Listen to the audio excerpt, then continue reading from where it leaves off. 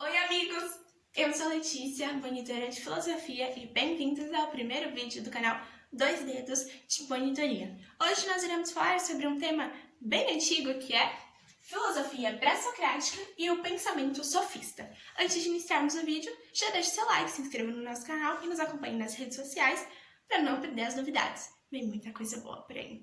Então, vamos começar? Primeira coisa que a gente precisa saber. Os pré-socráticos surgiram lá no início da nossa filosofia, no período helenístico. Nesse período é onde ocorre a transformação, a passagem do mitos para o logos, ou seja, o mito que era aquilo mais que a gente era passado oralmente, ele passa a ser pro logos, que ele é pensado mais racionalmente. Aqui eles buscavam uma origem natural do universo. Os pré-socráticos acreditavam que a origem do universo estava no próprio universo, ou seja, na nossa natureza, na natureza. E aqui eles eram monistas e o princípio das coisas para eles era chamado de arché. Aqui eu separei um dos principais pré-socráticos e a arché deles. Eu já vi em questões de vestibulares falando sobre a arché, então é importante a gente falar. Para o Tales de Mileto, nosso querido Tales de Mileto, conhecido pela matemática, a arché dele era a água. Aí a gente tem o Heráclito de Éfeso, que ele falava que a arché dele era o fogo por causa das chamas. Ele acreditava que o mundo estava em constante movimento. Ou seja, ele tem uma frase que ele falava que é muito válido a gente falar, que era: você não pode entrar no mesmo rio duas vezes. Hoje, na minha cabeça, não faz muito sentido, mas ele falava isso, que por causa do fogo, das chamas do fogo, do constante movimento. Então, é importante. Já vi questão com essa frase de não poder entrar no mesmo rio duas vezes. Aí a gente tem o Pitágoras, que ele acreditava que a arché estava nas relações matemáticas, nosso típico Pitágoras. E por último, Parmênides de Eleia, que acreditava que ele defende a existência, o sentimento superficial das coisas. Ele acreditava que o princípio estava nesse sentimento superficial. Aí a gente entra nos sofistas, que surgiram mais ou menos no mesmo período dos pré-socráticos, que eles trabalhavam com a dialética e com a retórica. Já vou falar sobre isso também.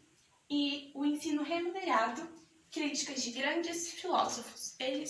Quando eles falam ensino remunerado, eles pagavam pelo ensino que eles ofereciam. E eles sofreram muitas críticas de grandes filósofos como Sócrates, Aristóteles e Platão, porque eles não achavam justo, eles não achavam correto você cobrar para ensinar. Então, eles sofreram muitas críticas desses grandes filósofos por esse fato. Eles acreditavam que a educação tinha que ser algo, o ensino ele tinha que ser algo gratuito e não algo que você deveria pagar. E aí eles usavam da dialética e da retórica. A dialética, basicamente, é a manipulação daquilo, das ideias, e a retórica era para persuadir. Basicamente, essas duas, vamos dizer assim, correntes que os sofistas usavam, era para manipular as pessoas. As pessoas apresentavam argumentos e entravam em contradição. E aí eles acabavam ganhando nessa retórica, nesse debate, vamos dizer assim. E eles eram considerados sábios prepotentes, justamente por o ensino deles ser duvidosos. Apesar deles eles eram vistos como grandes sábios, eles, por receberem tantas críticas desses filósofos, eles foram considerados prepotentes, porque o ensino que eles passavam é algo duvidoso, você pagar para receber esse ensino, então era algo duvidoso. E eles educavam a aristocracia ateniense, que eram os únicos que podiam ter esse contato com a educação, com esse ensinamento. Então, é uma parte desse período importante da gente ressaltar. Basicamente é isso que você precisa saber sobre os sofistas. Aqui eu separei uma questão do nosso querido Enem 2015. Vamos ler a questão um pouquinho para a gente saber o que ela pede? A filosofia grega parece começar com uma ideia absurda, com a proposição: a água é a origem e a matriz de todas as coisas. Lembra que a gente falou quem que achava que a água era a origem de tudo? Vamos voltar lá rapidinho? Nosso querido Tales de Mileto. Isso mesmo. A água é a origem e a matriz de todas as coisas. Será mesmo necessário deter-nos nela e levá-la a sério? Sim, e por 3 razões. Em primeiro lugar, porque essa proposição enuncia algo sobre a origem das coisas. Em segundo lugar, porque o faz sem imagem e fabulação. E enfim, em terceiro lugar, porque nela, embora apenas em estado de crisálida, está contido o pensamento: tudo é um. O que, de acordo com Nietzsche, caracteriza o surgimento da filosofia entre os gregos? Eu grifei aqui umas partes que é importante a gente grifar para a gente conseguir compreender o texto, que é a origem das coisas e sem imagem e fabulação.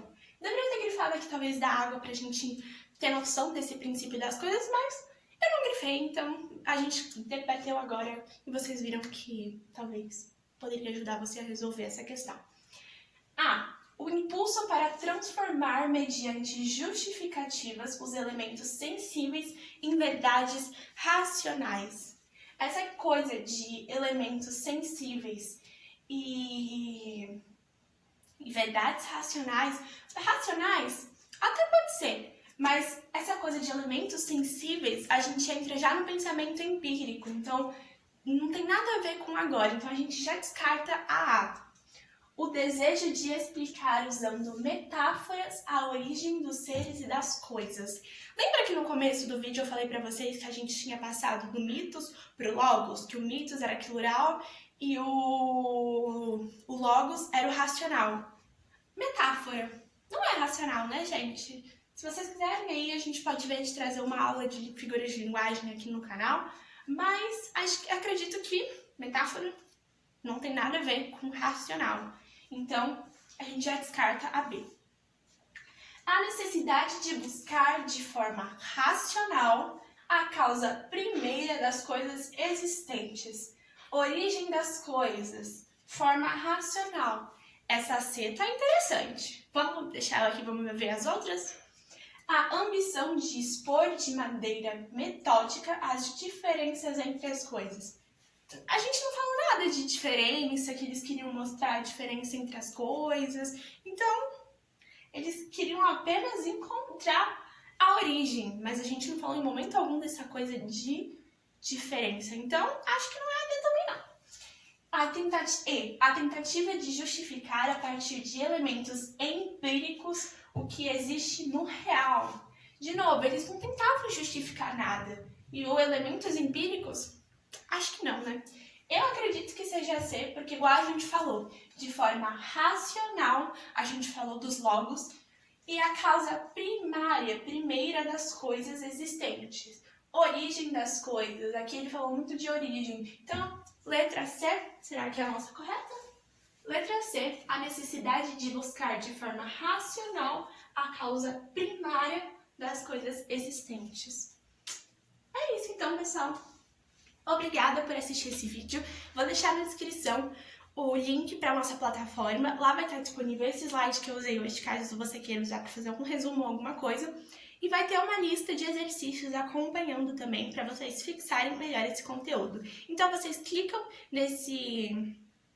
nessa plataforma de conteúdos, é totalmente gratuito, sem nenhum custo. Você clica nessa plataforma e procura lá a matéria de filosofia, que você já vai ser redirecionado diretamente para o slide e para a lista de exercícios. No link da nossa descrição, vai ter um link que é o do WhatsApp, que você pode entrar no nosso plantão de dúvidas. Então ali a gente sempre vai mandar recados e talvez informações adicionais. Então se você quiser, se você achar válido, pode entrar nesse grupo para tirar as dúvidas dos exercícios, para tirar alguma dúvida que ficou durante a apresentação.